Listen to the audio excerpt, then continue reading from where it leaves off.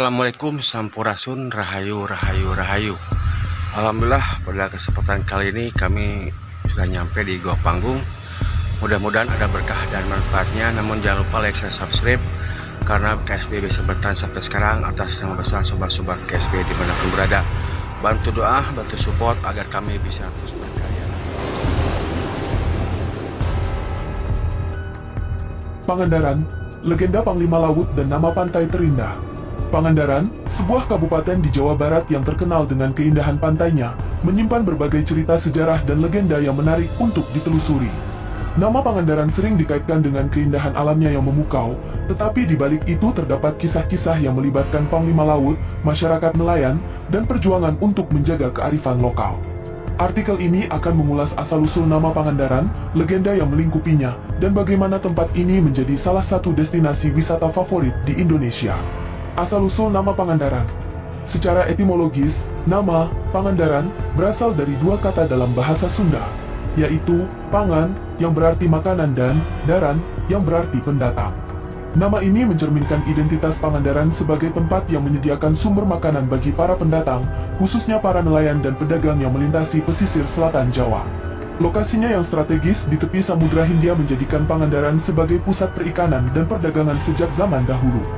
Namun, ada versi lain yang menyebutkan bahwa nama Pangandaran diambil dari cerita tentang seorang panglima laut yang pernah berkuasa di wilayah ini.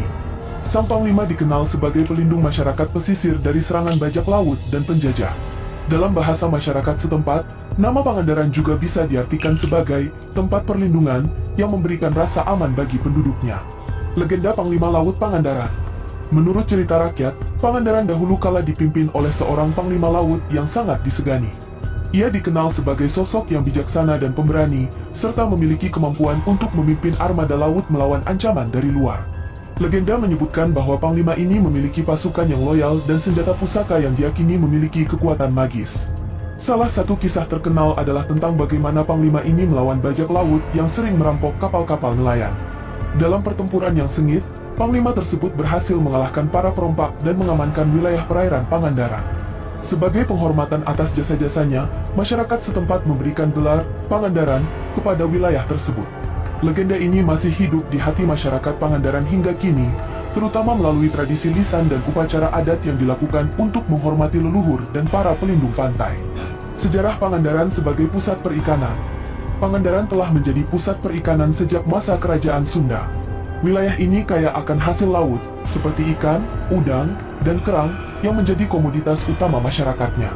Nelayan-nelayan lokal tidak hanya menjual hasil tangkapan mereka di pasar-pasar lokal, tetapi juga mengekspornya ke daerah lain di Jawa dan luar pulau.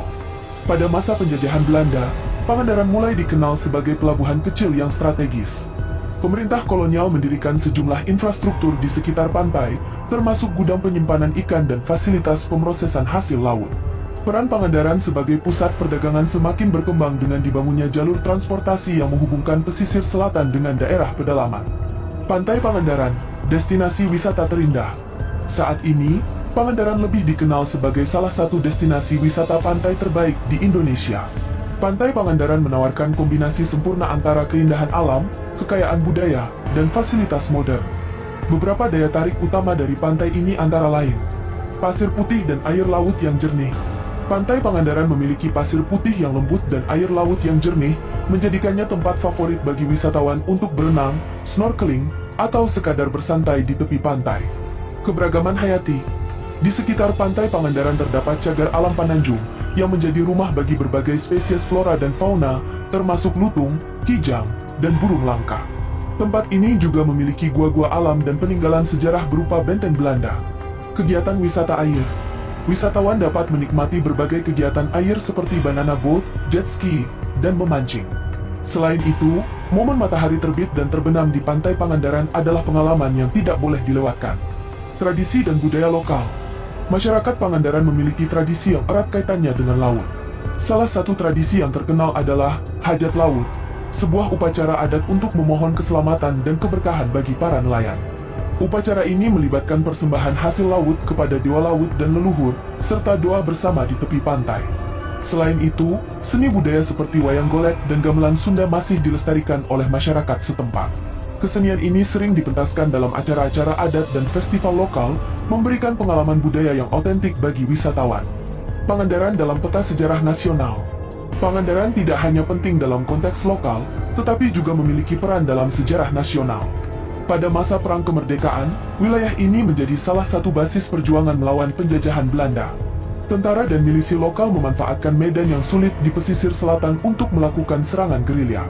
Keberadaan Pangandaran juga menarik perhatian pemerintah untuk mengembangkan wilayah ini sebagai kawasan wisata strategis. Pada tahun 2012, Pangandaran resmi ditetapkan sebagai kabupaten tersendiri yang terpisah dari Kabupaten Ciamis. Hal ini memberikan otonomi lebih besar bagi Pangandaran untuk mengelola potensi wisatanya. Kesimpulan, Pangandaran adalah tempat yang kaya akan sejarah, legenda, dan keindahan alam. Dari cerita tentang Panglima Laut yang melindungi masyarakat pesisir hingga perkembangan sebagai destinasi wisata modern, Pangandaran menawarkan pengalaman yang tak terlupakan bagi siapa saja yang mengunjunginya. Melalui pelestarian tradisi dan peningkatan infrastruktur, Pangandaran terus berkembang sebagai salah satu ikon wisata Jawa Barat. Sumber referensi: Sejarah dan Legenda Pangandaran, Dinas Pariwisata Kabupaten Pangandaran, 2023. Ardianto, F. 2019.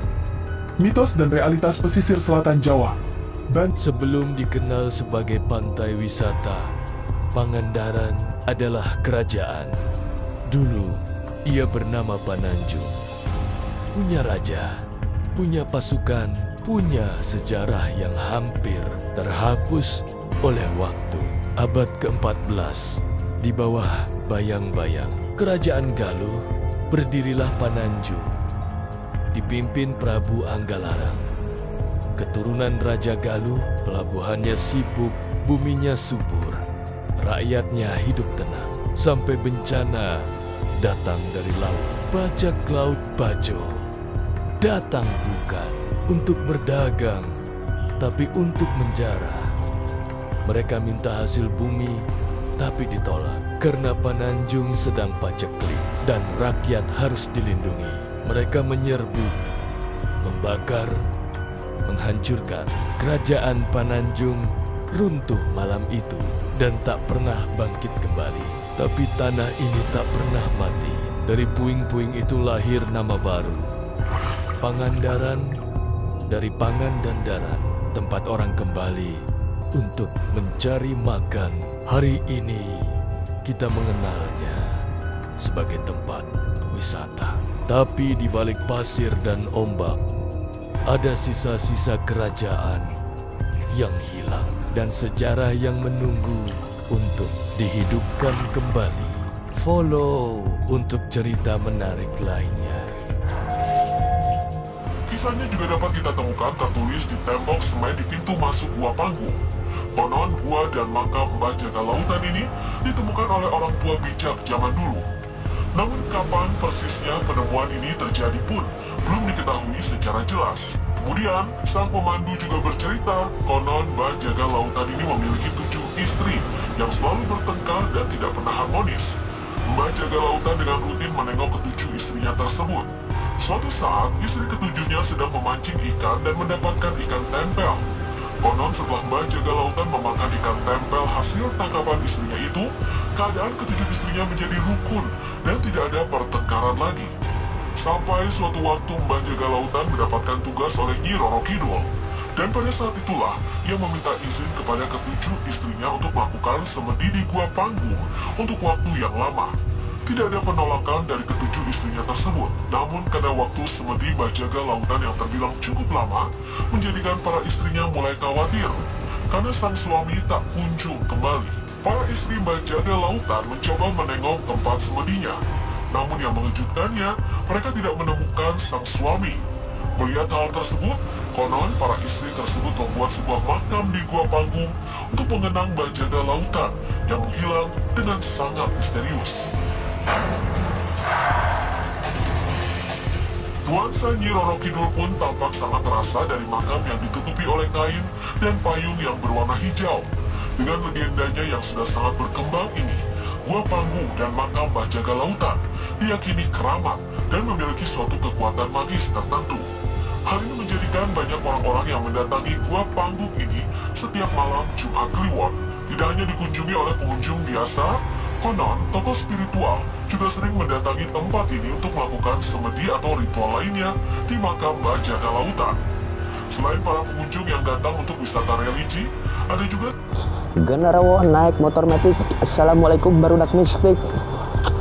Lagi dan lagi Sobat Baraya KSB, kita explore kembali setelah vakum seperti Noah.